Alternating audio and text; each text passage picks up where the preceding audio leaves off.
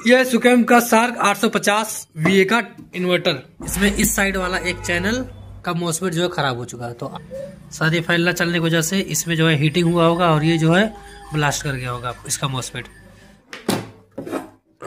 ये ट्रांजिस्टर जो है ये मॉसफेट इसको निकालना ही पड़ेगा, ये शॉर्टिंग है। ये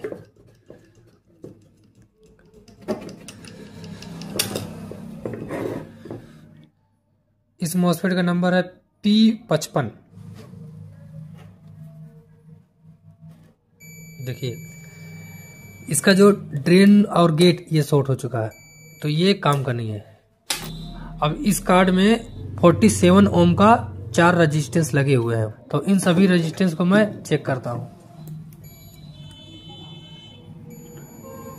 ये 47 ओम का ये सही है, दूसरा 47 ओम ठीक है, तीसरा 46 ठीक है, चौथा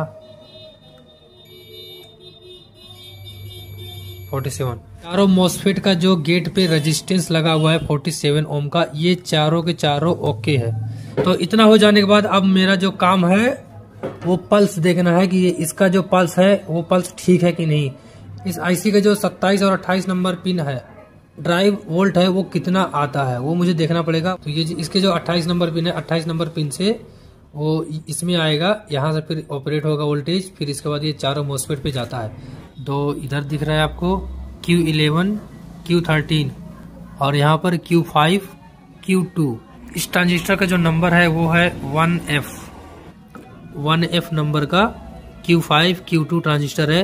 जिस साइड मेरा मॉसफेट जला हुआ है और जिस साइड सही है वहां भी 1F 2 पीस लगा हुआ है, Q13, Q11।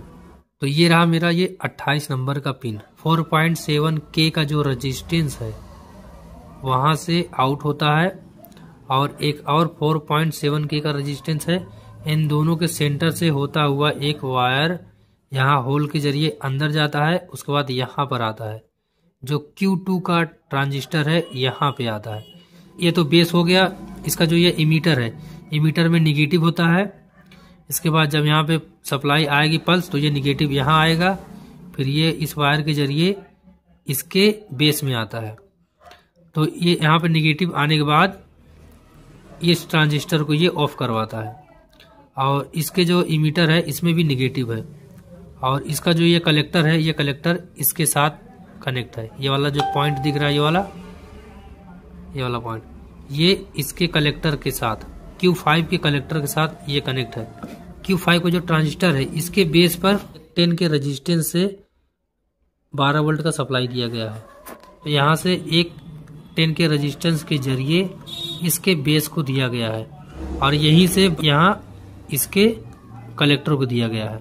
तो कलेक्टर पर पॉजिटिव होने की वजह से और यहाँ पर नेगेटिव होने की वजह से जब भी हम NPN के ट्रांजिस्टर में पॉजिटिव सप्लाई देंगे, तो ये जो नेगेटिव है वो नेगेटिव और पॉजिटिव आपस में यहाँ से कनेक्शन बनाना शुरू कर देंगे। ये नेगेटिव यहाँ पे आएगा और यहाँ पे नेगेटिव आने से ये होगा, अभी तक जो यहाँ से सप्लाई आ रहा था 12 वोल्ट के जरिए, जो भी वोल्टेज था वो अब यहाँ से निगेटिव आएगा इस वायर के जरिए। तो जब यहाँ निगेटिव आएगा तो ये जो ट्रांजिस्टर ऑन था, ये ट्रांजिस्टर पहले ऑन था, इसको ऑफ करेगा। Q2 का ट्रांजिस्टर जैसे निगेटिव को पास करेगा तो ये निगेटिव आएगा यहाँ पे और निगेटिव इसके बेस पे जाके इसको ऑफ करेगा। फिर यहाँ पर जब ये ऑफ होगा तो यहाँ पर सप्लाई नहीं रहेगी। जब वापस से माइक्रो कंट्रोलर नेगेटिव सिग्नल भेजेगा तो ये ट्रांजिस्टर जो है ऑफ हो जाएगा और इस ट्रांजिस्टर के ऑफ होने से यहाँ पर नेगेटिव नहीं रहेगा। यहाँ नेगेटिव नहीं रहने के बाद ये जो 12 वोल्ट की सप्लाई जो रेजिस्टेंस के जरिए आ रहा था ये फिर आने लगेगा, उसके बाद ये वाला ऑन हो जाएगा। तो इसी तरह ये ऑन होगा तो ये ऑफ रहेगा, फिर जैसे ये ऑन होगा तो ये इसको ऑफ करा देगा। तो ऑन ऑफ इसी तरह का साइकिल ये चलता रहेगा। और यहाँ पर जो है Q5 के कलेक्टर पर यहाँ पर एक वोल्टेज मिलना शुरू हो जाएगा, जो कि 4.3, 4.2 ऐसे ही कुछ वोल्टेज यहाँ पे होना चाहिए। अभी मैं चेक करता हूँ। तो अभी मैंने इस कार्ड में सिर्फ चेकिंग किया है तो मुझे सब कुछ सही मिला। ये दोनों ट्रांजिस्टर सही मिले और इस साइड के भी सही थे। तो मैंने अभी तक मॉस्फेट भी नहीं लगाया है। अब सबसे पहले मैं इसके जो आउटपुट है माइक्रो कंट्रोलर का जो ड्राइव वोल्ट है उसको चेक कर लेता हूँ, मेरा ड्राइव वोल्ट दोनों पे आ रहा है कि नहीं। ट्रांजिस्टर तो चारों के चारों सही हैं। जो मेरा माइक्रो कंट्रोलर का 28 नंबर पिन है उस पर देखता हूँ पहले। तो यहाँ पर 1.9 वोल्ट यहाँ पे आ रहा है और 27 नंबर पिन पर यहाँ पर भी 1.9 वोल्ट यहाँ पर भी है। अब मुझे मिलना चाहिए Q2 के बेस पर। तो Q2 का बेस ये रहा, यहाँ पर मुझे मिल रहा है 0.28 और इसी तरह यहाँ पे भी मिलना चाहिए Q11 के बेस पर 2.7। तो यहाँ पे और यहाँ पे ये दोनों सप्लाई ओके है। अब जो इसका फाइनल आउटपुट है वो Q5 के कलेक्टर पे मिलेगा। Q5 के कलेक्टर पे मुझे 4.3 वोल्ट मिल गया और इस साइड का जो Q13 है इसके कलेक्टर पे मुझे फाइनल वोल्ट मिलेगा 4.3। ये दोनों सप्लाई मेरे दोनों चैनल पे जाएगा। 4.3 4.3 4.3 4.3। तो जो साइड मेरा मॉस्फेट ख़राब था वहाँ पे पूरा का पूरा वोल्टेज एकदम ओके है, कोई दिक्कत नहीं है। और दूसरी साइड में चेक कर लेता हूँ, जो भी दूसरी साइड में जो कुछ नहीं हुआ था वहाँ भी 4.3 4.3 4.3 4.3। अभी तक मैंने इसको जो है मॉस्फेट को लगाया नहीं है। मेरा वोल्टेज जो ड्राइव वोल्ट है वो ओके है P55। ये अब मैं इसको लगाता हूँ। मैं एक लेग को काटूंगा नहीं, इसको यहाँ पर फोल्ड कर दूंगा और उसी में इसको सोल्डरिंग कर दूंगा इस तरह से। और यहाँ पर मुझे 12 वोल्ट AC में मिलना चाहिए नेगेटिव। तो नेगेटिव मुझे 12 वोल्ट मिल चुका है। इस कार्ड को इन्वर्टर में फिट करता हूँ, उसके बाद इसका आउटपुट चेक करता हूँ। तो इस कार्ड को मैं यहाँ इन्वर्टर में फिट कर दिया हूँ और बैटरी से इसका कनेक्शन कर दिया हूँ। तो ये ऑन हो चुका है इन्वर्टर ऑन का सिग्नल यहाँ पे आ चुका है। ठीक है, इसका आउटपुट चेक कर लेता हूँ मैं।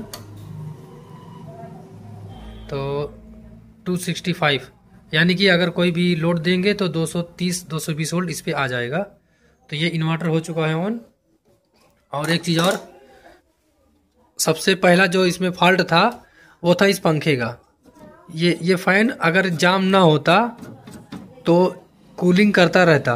कूलिंग ना करने की वजह से मॉस्फेट ज़्यादा हीट हो गया और एक मॉस्फेट इतना हीट हुआ कि वो ड्राई सोल्ड हो गया। वो सोल्डरिंग वहाँ से छूट गया जिससे लूज कांटेक्ट हुआ। पहले ये ख़राब हुआ, उसके बाद एक एक करके सभी ख़राब हो गए जब लोड पड़ता चला गया इस पर। तो अभी जो है फ़ैन तो चल नहीं रहा है। फ़ैन की सप्लाई आ रही है कि नहीं आ रही है इसका सप्लाई चेक कर लेता हूँ, उसके बाद फ़ैन को चेंज कर दूंगा मैं। तो फ़ैन ये मेरा लग जाएगा, उसके बाद हो जाएगा चालू।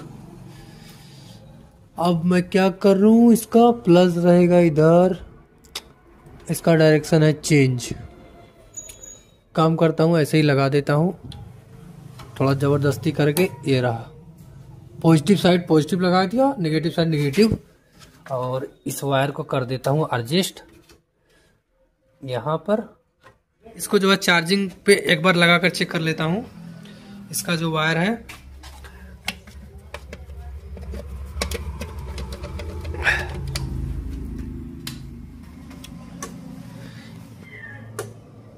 ये मेंस आ गया, ये चार्जिंग उठा लिया। ठीक है, तो ये फैन मेरा हो गया है चालू।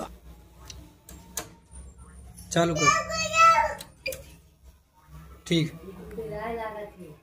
तो ये इन्वर्टर अभी ओके हो चुका है। इसमें फॉल्ट ये था, ये कूलिंग फैन खराब हो गया। खराब होने की वजह से ये कूलिंग कर नहीं रहा था। इसकी वजह से कार्ड ये ठंडा नहीं हो पाया। दोनों चैनल जो है गर्म रहते थे बार बार, और ठंडा ना होने की वजह से इस चैनल के मॉस्फेट ने हिम्मत तोड़ दी और एक मॉस्फेट का लेग ड्राई सोल्ड हो गया, जिससे कि एक मॉस्फेट डैमेज हुआ। उसके बाद दूसरे पे उसका लोड आया, दूसरा तीसरा चौथा, इस तरह चारों एक से 1.5 सेकंड के अंदर में चारों ये मॉस्फेट खराब हो गए।